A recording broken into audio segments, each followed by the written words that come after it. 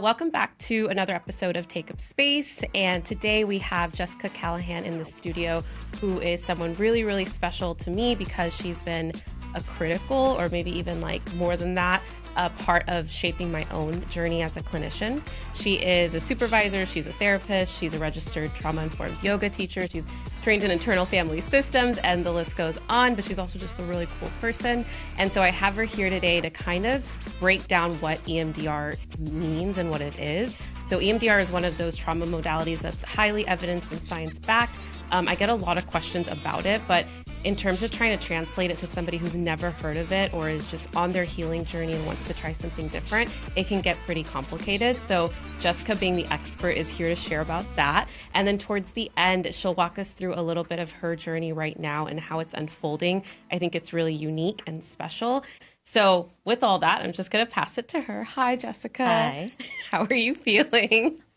I'm nervous. Okay, We've great. established this. Yeah. And also, every person that's ever came here, like there's not one person that hasn't been nervous on the seat. And I get nervous too. And I think it's cool because it speaks to just like the collective wound of feeling, I don't know, when the camera's on you and when you're being heard, how you're presented, like all of that is so shared amongst all of us. Yeah, on the way over here, I was reassuring some of like my kind of younger parts, like it's okay to be seen, it's okay to be real, it's okay to take up space. So yes, and that's the point of the whole thing. Okay, so we'll just start right into it. How would you, with all your 17 years of experience, how would you describe what EMDR is, what it stands for first? I guess we could start there. And also, how would, like for somebody who doesn't have the clinical skill set or background, how would you describe it in just like layman terms? Yeah. And I would probably tell them not to worry at all about what it stands for. Yeah. I mean, I feel like it's outdated too. Desensitization and reprocessing is a mouthful. And I love when clients come in and say, I'm here for like ERDM or something. And I'm like, yep, I've got you. I know what you're talking about. Yeah. My old boss would be like, what's that EDM thing you do? Exactly. Whatever works. Yeah. So I try to describe it in something that someone can relate to. So EMDR specifically works with the way our memories affect us. And so if you think that the way we're functioning now is shaped by everything that's come before and how that's built into like our learning and our responses and our expectations and all that. And so the good side of that is like driving. When you learn to drive initially, you have to stop and think about it, and it's very conscious. And then it gets automatic. Right. Or just like the feel of the keys in your hand, just sitting, in your car, it all just comes to you. So those pathways in the brain are super efficient. And thank goodness, because if you had to stop and recall every step, every time, you'd be in trouble. So what you're talking about is like implicit memory. Is that right? Is that the concept? Yeah, I mean, or just anything that's muscle memory. Something that we've done to the point to where like we don't have to stop and think about it. And so it's good that our brain can do that in those settings. What's tough is it also can do that with things that hinder us and limit us. So if we have negative experiences, same thing, we can get caught in these patterns that are not serving us in the present, and they're not always conscious. They're not always easily accessed to like just change by changing our thoughts. And so EMDR helps to get at the experiences that are continuing to shape those responses in the present. Right. And it can be like the big T's that we all think about that are obvious, but it can be subtle things that people didn't realize affected them. And also it could be a present thing of, I'm afraid to speak at this coming up. Can you describe like the difference between, you just said the big T's and the small T's. So like kind of breaking down what that looks like for people. Yeah. They're all significant and they're all valid. So even saying big T and little is not fair. Big T would be something that most of us would realize is traumatic. And so that could be an assault, that could be a major accident, a natural disaster. Most of us would agree, yeah, obviously that's impactful. Right. And so little T's would be the things that even when clients come in, they don't realize they were impacted by it. And it could be something I see super frequently is the child that was kind of ridiculed when they expressed an emotion or just kind of expressed themselves in a way that the parent didn't agree. And then those kind of chronic repeated experiences have built into, you know, I'm not good enough, or I can't be honest about what I feel. And those are just as impactful as like the huge monumental things. So the way I learned about it, right, is not what 1980s. Francine Shapiro, that's the founder or creator, I guess, of EMDR originally, was walking in a park and was like processing something with emotional charge and like darted their eyes back and forth, and eventually it lowered, I think. And so a lot of people hear that term and they think of eye movement, and that is what that story signifies in terms of how it was founded. Can you speak a little bit more to like, what does that process look like and what's going on in the brain and the body and the nervous system when someone's working through EMDR? Yeah. And as best as we can tell, since we don't get to like climb into the brain and like also true, watch it all happening, which would be really cool to do. So when we identify the memory that is continuing to impact the present and limit functioning, that is then, you know, we've brought that up, we've kind of prompted it, the person is feeling it, remembering it. They might even be having similar thoughts that they had in the moment. Everything that I think of it as like it's been stored in this little black box, and it's got the same thoughts, feelings, sensations, smells, sounds, everything right there. And so it's not connecting to everything else they've learned since then. And so they keep acting as if this is true. So when we draw that memory up, we get to kind of open that box, and the eye movements, or it's called bilateral stimulation, but it's the back and forth. So it's eye movements or tapping or sounds back and forth, is allowing that information to process in a way it didn't get to the first time around. And so rather than being stuck with things that are not adaptive and that limit that person, it can now connect to things they know now, things they're capable of now. And so it really completely changes the way that memory is stored. There's also some evidence in some of the EMDR world that focuses more on like the eye movements might stop the amygdala, which is like our initial fight, flight, freeze. It might stop that response. And so it lets the processing happen rather than us just getting hijacked and having that same response over and over. It's so fascinating, even though like I know you've been doing this for a really long time and I've been doing this for a couple of years, but it's still fascinating. And also I've heard so many theories on why the bilateral part works. And my training for EMDR, they talked about one was like this like thread to ancient wisdom of like rhythm and movement and dance. Oh, that was really cool. And then the rest of it was like, you're engaging both your right brain and your left brain at the same time. And like you're turning all parts of it on. So I'm curious, like, how would you describe the way you just said it with the amygdala makes sense to me too, but how have you best heard it when it comes to the bilateral piece and then the myths, if you can like uncover them for us. And we should add the myth that it will only ever take 3 sessions. Oh, I've never heard that. Says who? I see that expectation, especially if somebody's referred by someone else, medical doctor or whatever. It's like, just go in there for a few sessions of EMDR. Hilarious. No pressure. Yeah. So not that I can say absolutely what's happening like in the brain. And there are kind of different thoughts and different kind of research to support those. But one thing, the eye movements or whichever way you're doing it is... Which can be, like you said, tapping, So audio. it can be auditory in several ways. It can be tactile. It can be visual. We have several options. And that way the client can pick the one that's working best for them. But it also grounds you in the present. So I think of it as when we do trauma work, we want to review the memory without reliving it. So if a painful memory is activated and that person completely relives what that was like, nothing new happens and nothing transforms. They're just in pain over and over and over, which is awful, right? That's not good. Is that therapy. like re-traumatizing them? I mean, absolutely can be. Them? Because the truth is we can become more sensitive to those triggers versus like we get over it because it came up more. So the eye movements are one piece of there's enough of you that's here in the present because your working memory like is having to it's working on like either the motor movement or noticing the sensation that's happening here in the present. So there's a foot here in the present. Right. While we also have pulled up something that might be from the past.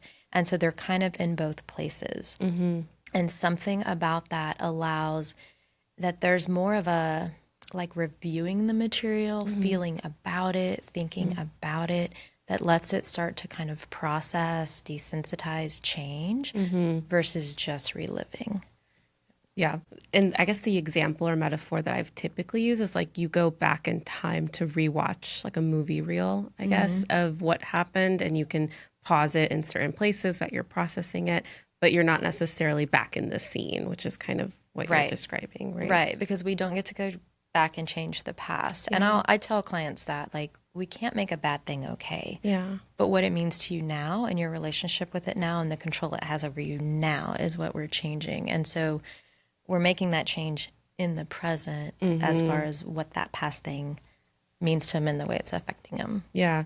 And I've heard a lot of people say like they'll come in with, I guess, all this stuff has happened in the past, but it actually isn't like touching their present or impacting them in the current day.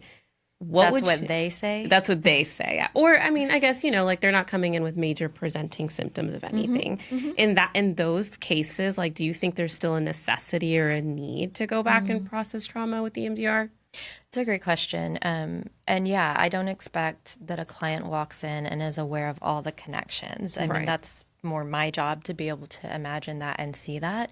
So what I will usually say is your brain is going to show us what's contributing to this. It might show us things that you didn't expect. And that's why I like it, because rather than me and the client, rather than us depending on like we have to cognitively think of what's connected, the brain shows us.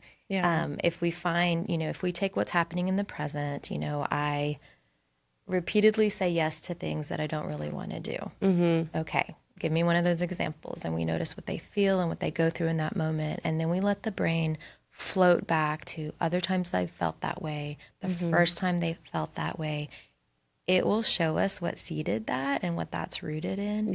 And so often the client is surprised that they're actually related. I'm not going to strong arm someone. I'm just going to inform them like, hey, your brain is showing us this is also a part of that issue. Are you okay with like the fuller picture of working on that? Or do you just want relief from these recent examples? And I'm going to explain this really poorly, but the first book I read on EMDR, the first concept it brought to my attention was that, which was these like associated things in our memory. So like the basic example was fruits. What do you think of when you think of fruits? And you start listing like, you know, apples, bananas, whatever, and you go in this order, and your brain has these associations built in from X time.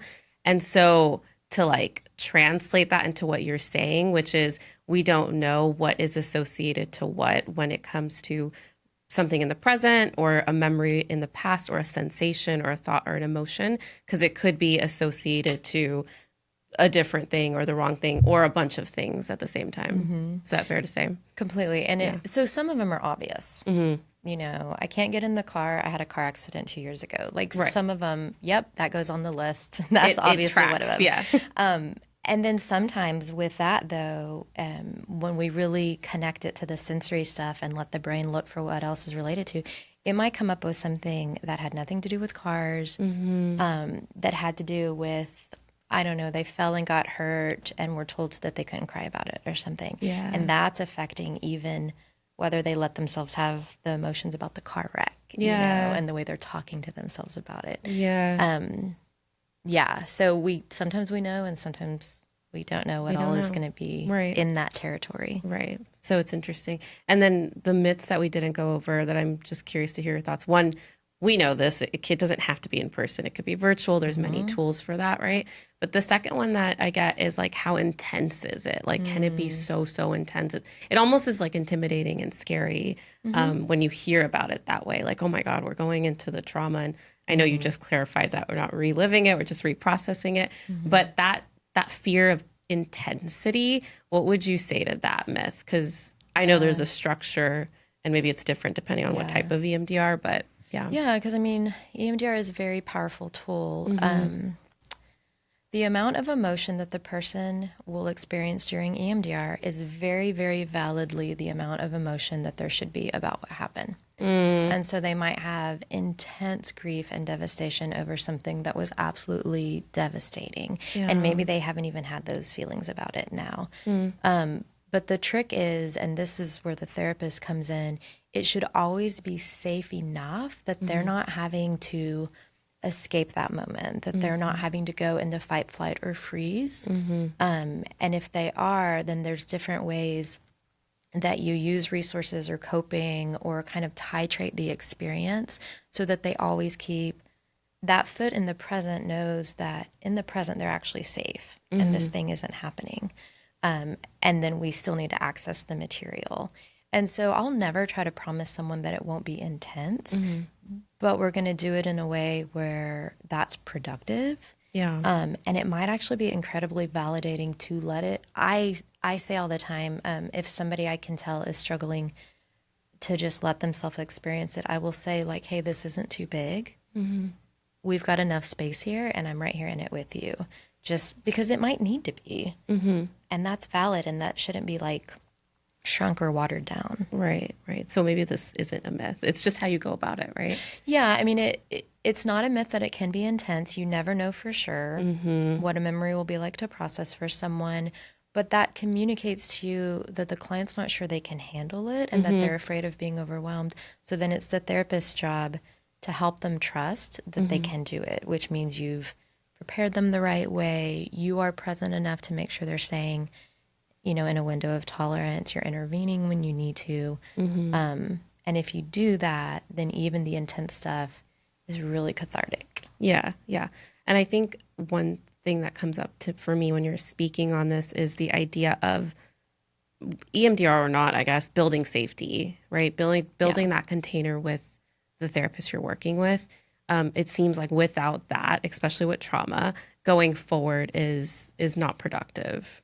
Yeah, not at all. I mean, it's, if you know about our stress response, if we're under too much stress, we're not in our thinking brain and we're just in the part that just acts and feels and is trying to protect us. Yeah. And so no matter what the therapy is, if that's where the client is, they're that dysregulated, they can't learn anything new. They're also not connected to you in that moment. Nothing changes. And so no therapy is productive if there's not enough safety in that moment. Yeah. And I think that would be what helps or eases the process of whatever you embark on next, be that EMDR or not. And then this is a question that you might be able to answer, keeping HIPAA in mind and all the things. But what's something that's like a beautiful moment that stuck out to you as someone was reprocessing their trauma? Because you get to see the associations, you get to see like that full life cycle, and then they come out of it and they maybe have changed a belief about themselves, or they've lessened the charge of a trauma memory and life looks different now. So I obviously have examples, but you probably have 17 years of examples. So I'm curious, what's one that stands out to you? I actually would say there's like a grouping, so it won't be identifying. Okay, perfect. But something that to me is just so beautiful to watch. So many of the adults I see had wounds in their early relationships, and that, when something happens like that early in life, it affects your entire sense of self, your sense of the world, how you do relationships. That's much deeper than if that was all solid and then later in life something happens, but you've got that strong foundation, you respond to that different. But a lot of the clients we're working on really, really early, traumas and stuff. Yeah. You mean like pre-verbal or just in that? I mean, it could be abuse in childhood. It could be lots of times there wasn't secure, responsive parenting, even parents that did their absolute best, but really dismissed emotions or didn't have the capacity to respond when their child was scared and felt lonely.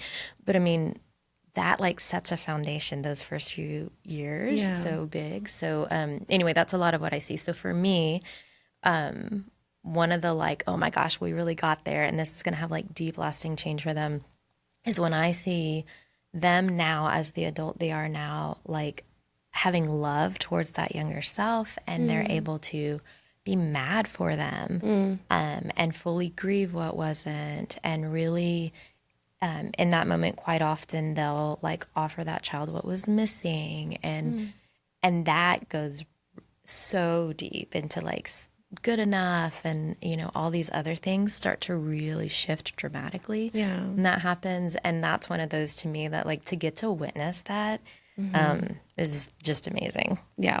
It's like priceless. It's such a privilege. Yeah. I can think of moments too. And so on this podcast, we had like an episode, the third or fourth one in, where it was Dr. Sapna Patel, who does IFS, internal family systems law, and you weave that in with EMDR, right? So I'm curious, like, how would you describe the blend with the both? Yeah. So I would say that I'm probably always listening through an IFS lens when I hear patterns and behaviors and conflicting thoughts and things like that. Like my mind is kind of already mapping out parts, especially when I'm thinking of the ways they've protected themselves, because I come from the place of like everything they're doing is an effort at meeting a need and is purposeful. So I'm always really listening for like, oh, that humor. Okay, so there's a part that's humorous when something got vulnerable, or whatever. And I know that we can't go faster than that protective system will let us. So that's one thing. In the beginning of EMDR, I'm really tuned into that to make sure we have the trust of their whole system. Because if you just like elbow your way past and just try to go to the worst trauma, but there's not a sense that it'll be safe to do that, it's just going to get blocked. And it's just going to backfire, and they might leave therapy, or they're terrified to do it the next time. Yeah. So it comes in a lot when I'm preparing and looking for readiness. So really even before you go into EMDR. Yeah. Or From reprocessing the anything. first time I meet them, like whether I'm using that language or not, like I'm kind of tracking that way. And then in the processing, sometimes just organically parts show up. There's a part of me that feels this. There's a part of me that thinks this. And so then if it's stuck and I need to intervene, I might intervene more through a part's way of like having them connect with that part and understand it and things like that, while we're like using the eye movements to just have them notice what's happening. Yeah. So you're going through the bilaterals, and if you see multiple parts come up, if they get stuck, you might go into like the curious mode with the part. Yeah. So where EMDR has ways that we intervene if something's stuck, my interventions are going to sound more like IFS than maybe a more cognitive intervention. Cool. Okay. And then lastly, on this EMDR topic, I guess, what do you wish people knew more about in general on the concept of healing from trauma with EMDR or without it, but just in general? I mean, I think I'd start with like it's always possible. Yeah, I think that's a big one. No, because sometimes it feels like it's not. It's and I have met people who have amounts of trauma that I'm like, that should not fit in one lifetime. Yeah. But an IFS trainer said one time, our healing is never complete, but it can be significant. And so rather than them waiting for this endpoint where they're like fixed, because what even is that? And that's not even human. Right. None of us reach that point. But just to have hope that I've had people come in with major things and they're like, do you even think this is going to work? And I'm like, I can't wait to see what we discover. Like, I am always hopeful and I am always curious, and something will come from this. And I think also just how widely it can be used. And the research was on PTSD because you've got to have something more controlled and specific to the research for backing like EMDR. Yeah, especially in the beginning. But my gosh, it can be used, just about chronic anything. illness, grief-related things, phobia-related things. I mean, almost anything. Yeah. So healing is possible, and it can be used wider than we think. I guess, is there any instance where it shouldn't be used? Like, let me not pursue EMDR for whatever reason. And this is where I would say, well, EMDR is an 8-phase approach. So you might mean that 8 phases, guys. You might mean that we are not in phase 4 and 5. We're not reprocessing a target yet. Yeah. But we can be in preparation for a long time, which is establishing safety, which is the biggest part of trauma work. I mean, it's the main part of trauma work. It could be the only part of trauma work. Yeah. And so for me, then it's like, well, I don't know that we can't do EMDR, but we just might be in the preparation phase. If if somebody is very actively in risky behaviors that are just keeping them from being safe, like there has to be some stability in their life. Right. Otherwise, they're not going to benefit because they won't be able to tolerate it. Like if Yeah. the main way they're dealing with their emotions is something destructive, we've got to do some work there. But in my book, I would just view that as like phase two. We're in preparation for as long Yeah. as we need to be. Yeah. So I would say that's the piece of they might not be ready to reprocess yet Yeah. until there's enough stability. Right. So they might not be ready for phase 4 EMDR and on, but phase 1 to 3, I guess, could One and two. 1 and 2 Yeah. is safety and 3 is Three is where you're assessing a specific, like we are ready to identify the target we're working on and Okay. we're like priming it so that we can get get going. into 4, which is actually reprocessing. Yeah, it. so we're not going to go there until there's a few criteria met about readiness so that we know that the processing will actually serve them. Yeah. Yeah. So beyond reprocessing, what happens towards the end of that? Yeah, I mean, so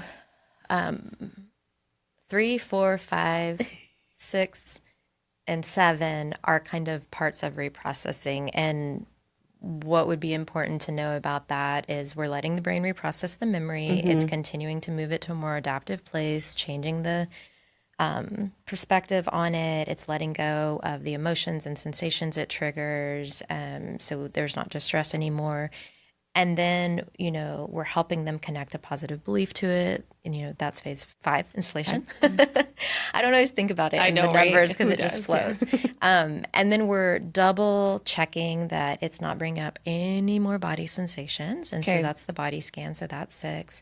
And then like closure. So any good trauma session, I think of it as bookends. We take the time to settle in until it's safe enough to kind of get into the heart of the work. And then we have to bring them back up so they can go back into life and they're not just like raw and dysregulated. Yeah.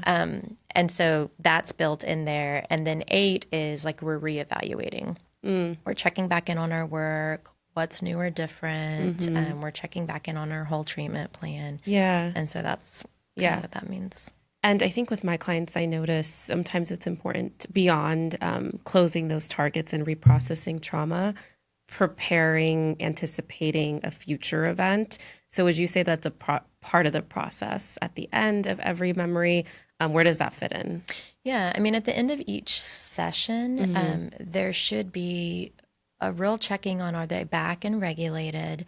Yeah. And if they need it, some clients don't need it because they're more regulated and they do already have resources and you already know that because you assessed that in the beginning and you're always monitoring that. But if you are concerned about that, then there would be time to then talk about like, hey, if something comes up in a way that's challenging this week, if some tender emotions come up, how do you feel about managing them?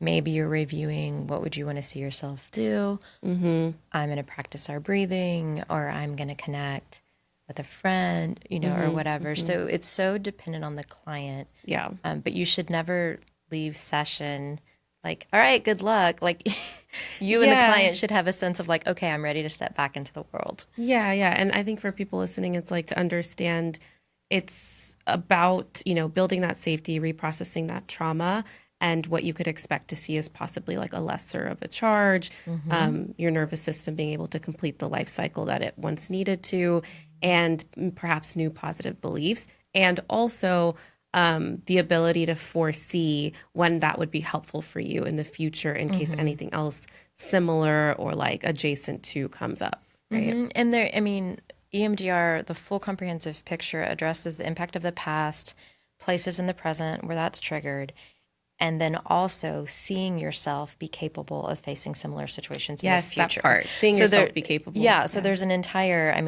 part of the overall protocol, if you get to have time to do the entire treatment plan, you are setting them up that they have a mental memory and even an experiential memory of going into a similar situation in the future and act like responding adaptively. Yes. Like you have walked them through that. So beyond just like closure at the end, there is like a section for that. Yeah, love it. Okay, solidly wraps a bow on the EMDR piece. Thank you for all your wisdom. So for everybody listening, I get to meet with Jessica once a week, and she is my supervisor. So she gets to help me in navigating my own clients and my own cases. And I get to get all this like juicy wisdom often when I ask for it, when I'm there with stuff to talk about. But now everybody else gets to hear it too, which is really special. So segueing into the second part of this, which I thought it would be cool for you to, I know everybody in your world already knows, and I am also now aware and processed through the fact that you are officially leaving the therapy space. That means all of it, right? Like your practice and empowered, which is where you work and all the things. Yep. So mic drop for whomever. Kind of a big deal. Kind of a huge deal. Yeah. And I think from where you sit and all the wisdom you just shared and making that kind of decision, I know doesn't come easy and probably has like so much thought put into it. So if you're comfortable sharing, I'd love to hear just like how your journey's unfolding, how you're feeling about it, what went into that. Like, was it gradual or was it like, I have Farah as a supervisee, I'm leaving. I don't know. Yeah, it was about you. I don't know. But Clearly, like, you know. I just reached my limit. Yeah. What's that like? So it's a huge life pivot at the end of this month. So now I have like 3 weeks, 3 weeks, left. yeah. I'm closing my Crazy. practice, which means all the pieces. So all the consultation, supervision, and therapy and the trainings I've been helping, like all of it is coming to a close and I'm going to be home full time. And so that's the point, is to make space for, I've never been able to do that. And I've always had unease between how much I was working and how much I was home. I love my work. It's incredibly meaningful. It has stayed inspiring and interesting at all parts of my career, even as it's evolved and my roles have evolved. So it's not that you got sick of the work. No. Well, and the irony of it, because it's just how life happens sometimes, I had just built up and gotten to some new pieces where for the EMDR Institute, I had worked through to become a facilitator and help in their basic trainings and and was doing a lot more consultation. And so growing some of those pieces. I mean, so there were a couple of pieces to it. I've been dealing with really intense fatigue for a few years now. And we've looked at it from all the angles and still haven't resolved it. And it was getting to where just my capacity was shot. So if I did my normal day's work, which is like 9 to 3, because I pick up my kids, so it's not even, like a huge caseload.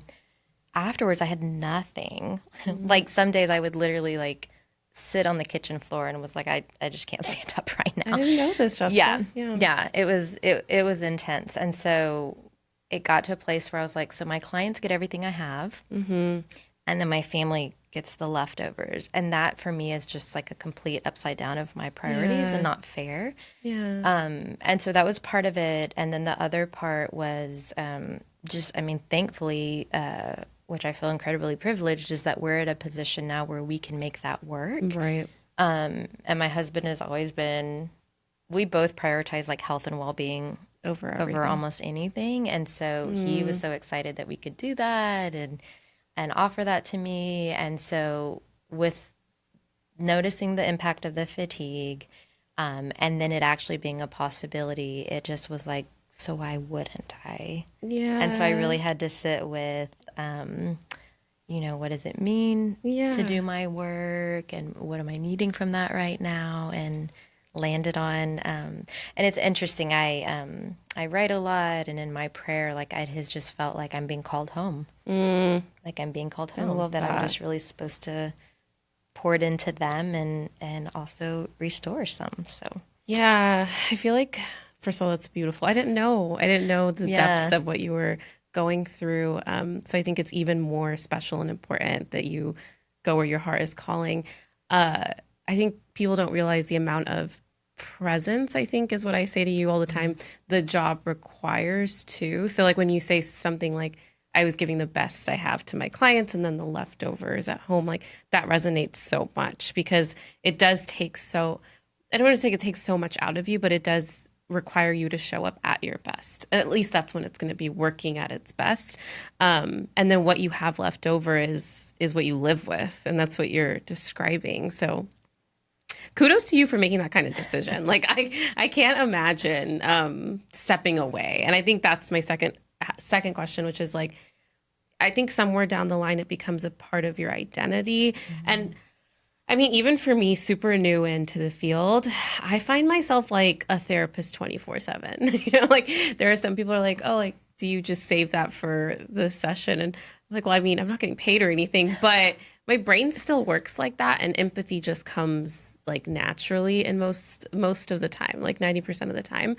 So it feels like it's a part of who I am. And I can't really like step away from that persona, if you will.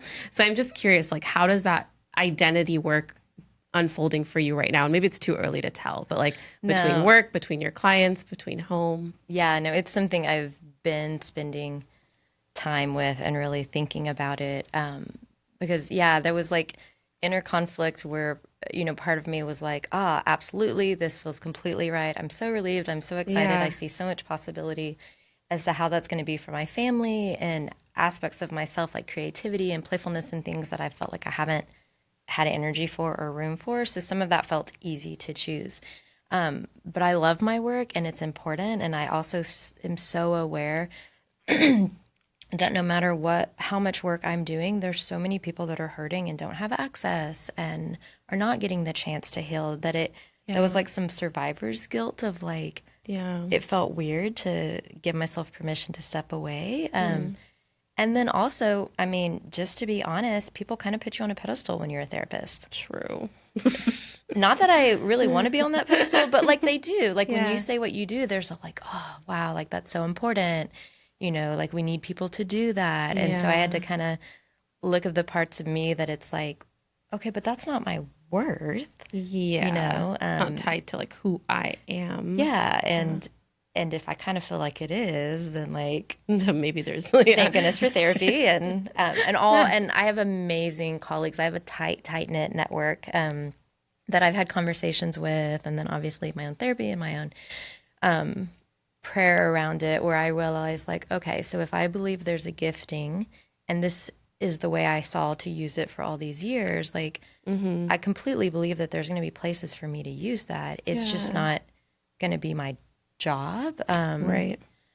But tied to your income, tied to your worth. Yeah. So I don't think that those aspects of me will like be sitting in a corner collecting dust. I think it'll look different, like, but that's so vital to who I am. And so it's got to go somewhere. But a critical point I got to was like, okay, I'm suffering in order to serve this way. And I just don't think that needs to be. That was like words that I really clung to of like, I don't have to suffer to serve, and I will actually serve better if I'm thriving. And so apparently I'm supposed to step away from it and kind of wait to see the next way I'll serve. But first I need to be thriving. Yeah. No, I think that's so important. Like, what is the purpose of service if you're suffering while giving it?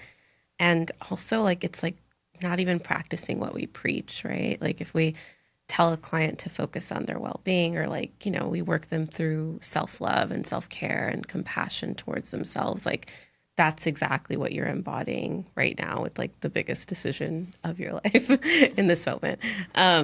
Okay. So can we expect to see anything from you in the therapy world at all? Or is it going to be a full on like closing the book right now? For now, it's a complete closing my practice. As I was sitting with this decision, I tried so hard to be like, well, I can hang on to this piece. Yeah. Like you can still supervise Farah. And then I tried real hard to talk myself into that. And then I'd sit there and be like, that's not what this is. Like some of those would be a way of staying on a hamster wheel that right now isn't what I'm meant to be doing and isn't good for me. And it's blocking me receiving, I think, some of what my life is trying to offer right now. And so I kept scaling it down in my head until I finally was like, no, this is really I'm done working. Yes. I have no idea what I can only see right now. It doesn't feel like it would be a short time, know, but I can't say what's like much further down. Yeah. The road. It's like you have to close it completely to open yourself to completely to whatever it is to come. Otherwise, I think I'll keep holding something and like dragging it along. Like, I could take another one. I could do one more, or I don't know. Yeah.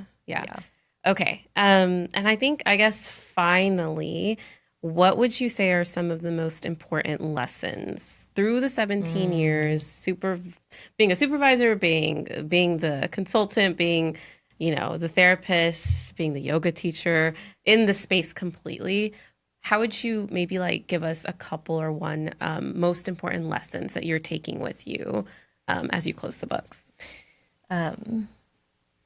What has changed the most for me has been the going from the place of I'm going to work so hard to do it so right and be perfect in it. And like, I'm going to devour all the information and know all the answers to just becoming so much more human. And some of it was like certain challenges that kind of brought me to my knees and I just didn't have the energy, Yeah. you know, to be perfect anymore or to try to be. And some of the best sessions I've ever had or the coolest like growth and supervision relationships or whatever it has been me just being real human and being real about my own struggles. Yeah. And it letting a lot more of my mess show and like embracing that and realizing that that's actually a value to others sometimes and it gives them permission. Yeah. I would say that is some of the biggest growth and kind of lessons from if I look at like the person I was when I started my career To who you are to now. where I am now. Yeah. Honestly, I could kind of see that journey for you a little bit, even just within our journey, like just opening up more and more and feeling more comfortable, like in your own skin and being human and like letting whoever you are in the moment show. So I can kind of see it, which is really cool. And you're right, it does inspire like the person in front of you to have more permission to do the same. Well, I appreciate you, Jessica. And I got you something, and I was waiting to give it to you on video. So On people could camera? see this. Yeah. It's really, really small, but it's just for your journey. And Do I have to open it on camera? No, you don't have to open a camera. Well, you could look at that card though, because I think it's hilarious. It says I'm officially not your problem. You have never been my. No, it's so funny. I have to stop sometimes and realize where I am in my career and kind of just how that could be intimidating to others because I don't experience myself that way. Yeah. So whenever a really cool supervisee agrees to do supervision with me, I'm always like, "Oh my God, you chose me! No. Like this is so cool. I get to hang out with you." That's hilarious because it's the opposite going in. It's like, oh, can she please work with me? This is adorable. I love that so much. Officially, I'm not your problem. So I have this whole set of rapid fire questions, but I think I'm just going to ask you as we close, what's your one favorite thing about working with me? And then what's your least favorite thing about working?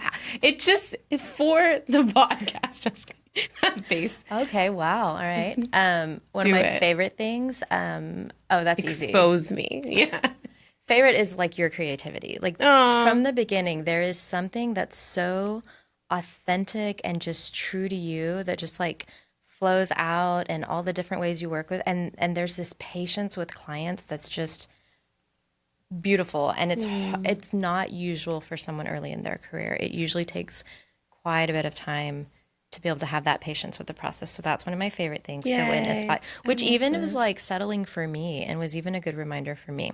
Now you have to say the least favorite. I'll do the same. So if there was a challenge, I would say that there's times where I would be like, Bara, let me into this with you more. Ooh, okay. Like a crisis? No, or not just a crisis. You're challenge? so good at bringing like obvious crisis and things you for sure needed me.